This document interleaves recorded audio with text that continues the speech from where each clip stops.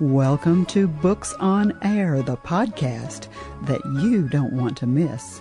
You're about to get a sneak peek at what goes on behind the scenes with authors. We'll find out their secret recipe for creating a book. We'll tell you where they get their ideas, and you will get the inside scoop on their next project. Want to know more? We'll tell you where to find them on social media. Ready? Okay, let's meet the author. I have to tell you that my guest today is such an interesting, multi-talented person. His name is Derrick Peeples, and Derrick's joining me today to talk about his book, My Turn. Not only is he a writer, but he's a producer and an in-house disc jockey. The talent doesn't stop there. The man is also an artist. He's one of the main illustrators of the book that we're going to talk about. Derrick, I'm so impressed with you and everything that you're doing. Welcome to Books on Air. It's such a pleasure to have you. Thanks for having me. Thanks for allowing me to be on your webcast. Oh, it's our pleasure. I mean, it's really my pleasure. You know, I know that sometimes when people write books, there's a reason. And there'll be an inspirational reason. Sometimes it's an event that happens in their lives, or there's a person that is strongly influential in their life, or even an animal.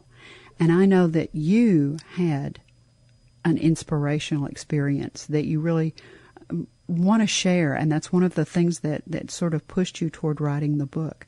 Would you share that with our listeners? Yes, I'd like to. My dog, CLEO, I had her for 13 and a half years.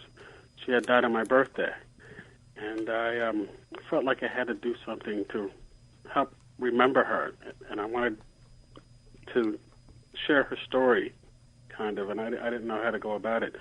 So, being a DJ, I heard a song on the radio. It's called "The North" by Andy McDowell. Andy McDougall. He's a trance DJ. And the song itself it's instrumental, and it has, inside the song, it had a really long break. And inside the break was a gloomy, kind of weird, gloomy feel about it. But then it started to brighten up, sounded like as if something was about to open. And then after a while, it closed. And so I thought of like a death to life situation, and I drew a picture of I can't explain it. It's hard, I know. It's really hard because the book, the illustrations in the book are just terrific. And you did a lot of those illustrations yourself, but you also had a co-illustrator named Christine Farnham. Yeah. How did the illustrations, which came first, the text or the illustrations, or did they come at the same time? How did that work for you? Oh, okay. The illustrations came first when I first drew that first life-to-death scene, or death-to-life scene, and then I branched off from there. I did all the illustrations first from what I saw in my mind, and then I wrote the story to each illustration. Like I had the picture, and I drew out what I felt would be appropriate for that particular picture. And then my pictures, I wasn't that good in art, so Christine Farnham offered to help me, and she drew out, I'd say, 3/4 of the book for me. And from that, the book actually came to life, and I was like, wow, this is something else. But the story with CLEO, can I explain the book a little bit? Oh, yeah, please give our listeners an overview, because it's lovely. That's the only word. I keep using that with you, but the book is just lovely. The message is lovely. The illustrations are lovely.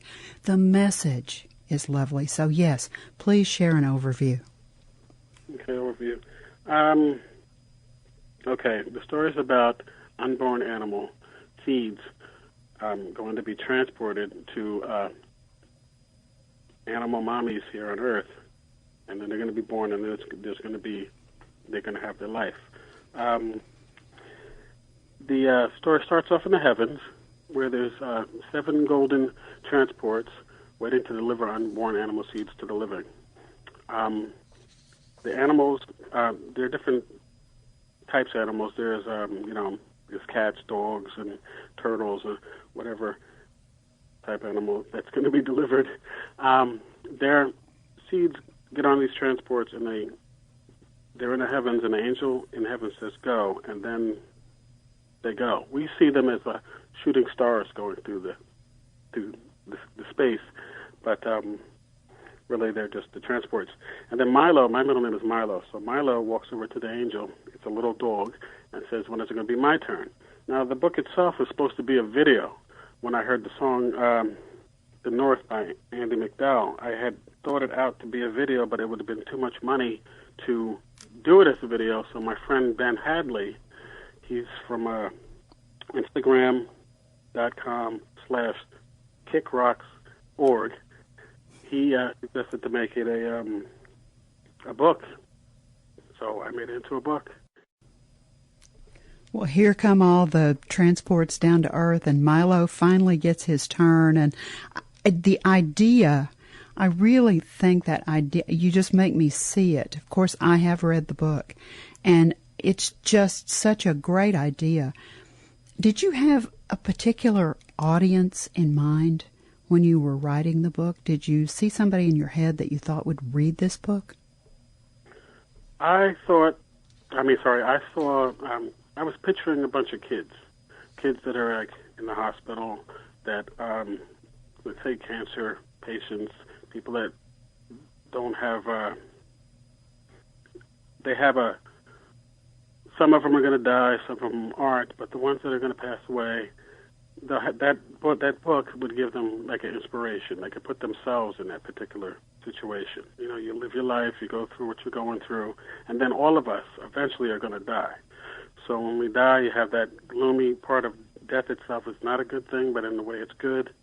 And this book will show you that, you know, God always brings back what He created. So we're going to go back home. You know, some people will make it, some people won't. Right. But I want the kids to have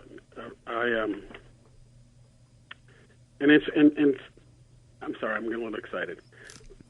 I used to work at a school. I was a custodian, and I tested this book on from 1-year-olds to 3-year-olds, and all of the kids loved it. And so that's another reason why I put the book out too, because it's mainly for kids, but also like they have cartoons. Cartoons are good they're made for adults, but the kids like it for the pictures. This book is almost opposite. It's good for all ages, because you could say maybe like an old person that's not going to make it and they're scared what's going to happen next. This book will help them to make that situation that they're going through a little bit more positive. The message in the book is so positive. And one of the other things that I thought about was, if I had this is sad for me too, I had a little cat, and I'd had him for like 11 years, and he was a cranky little devil, but as he aged, he became more of a mellow, I guess. His personality mellowed, and he was actually my mom's cat, and she went into assisted living, and so I took him, and we kept him for 4, 5, 6, maybe 8 or 9 years. I'm not even sure. I've lost track of how long we had him. And he passed away within 5 days of my mother.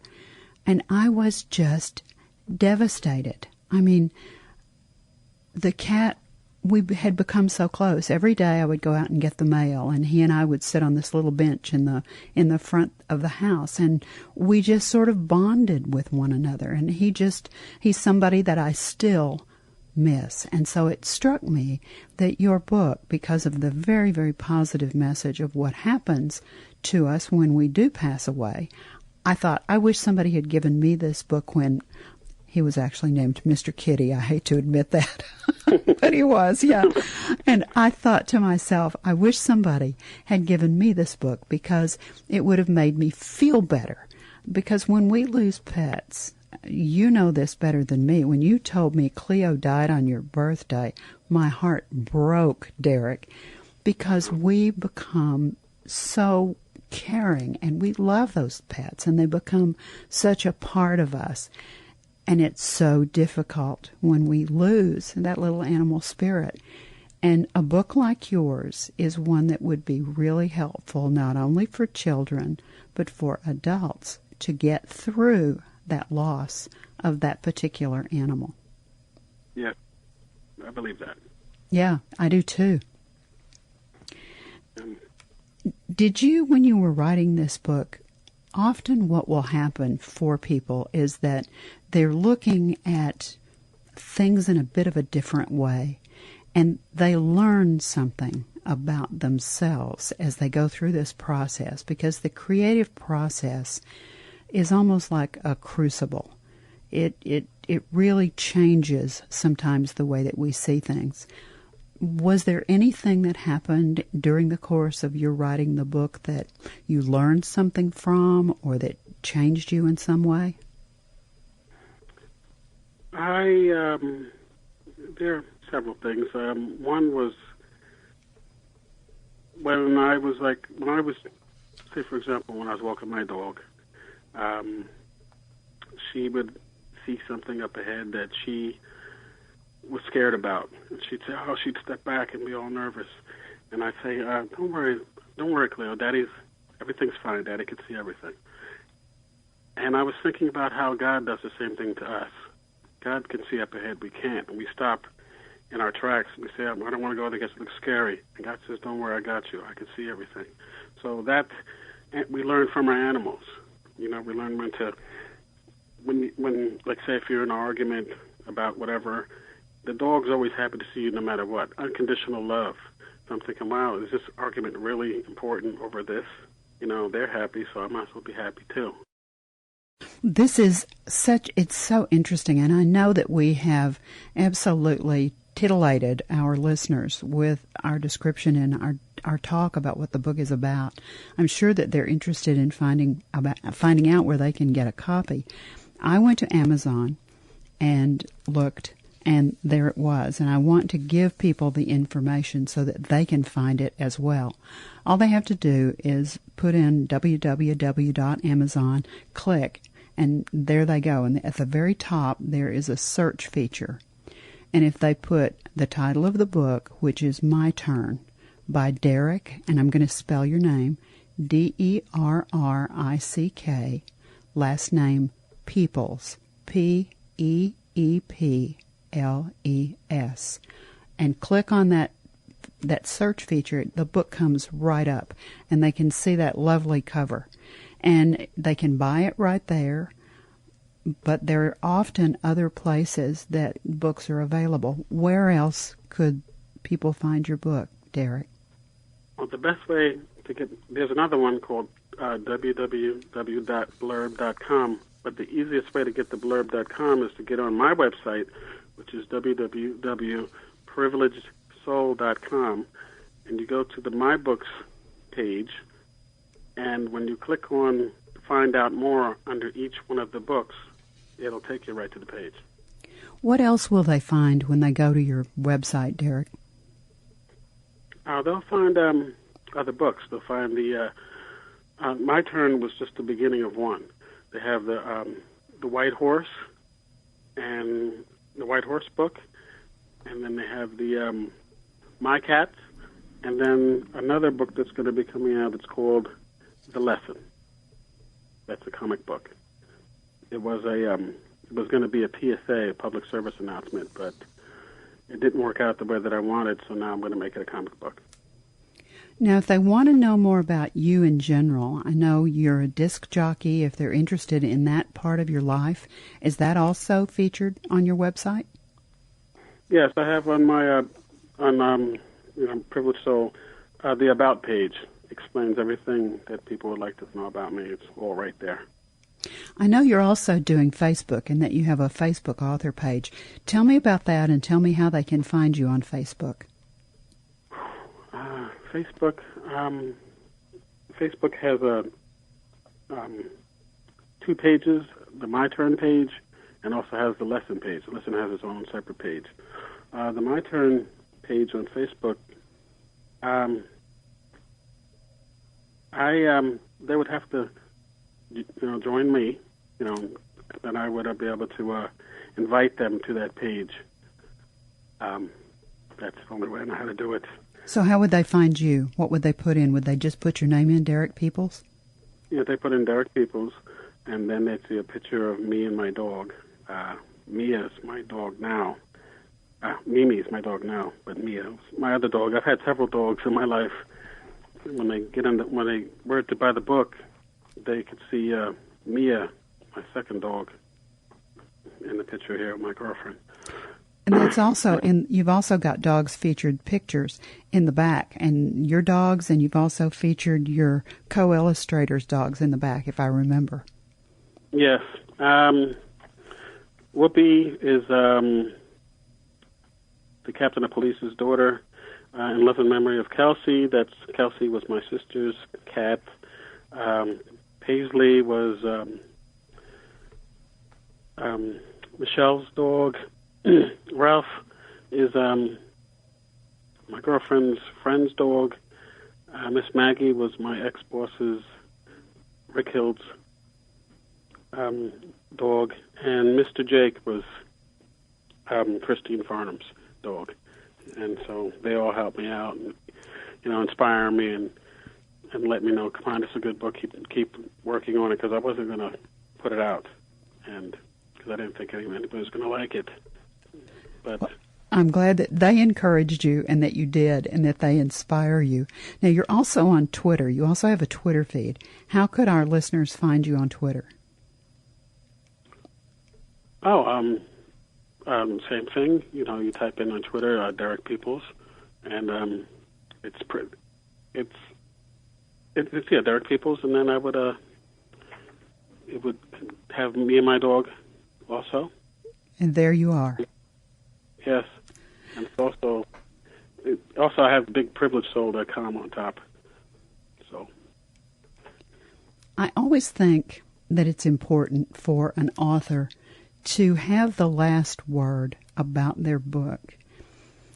When our listeners buy a copy of My Turn and they read the book and they close the back page for the very last time, is there something you want them to take away from the book, Derrick?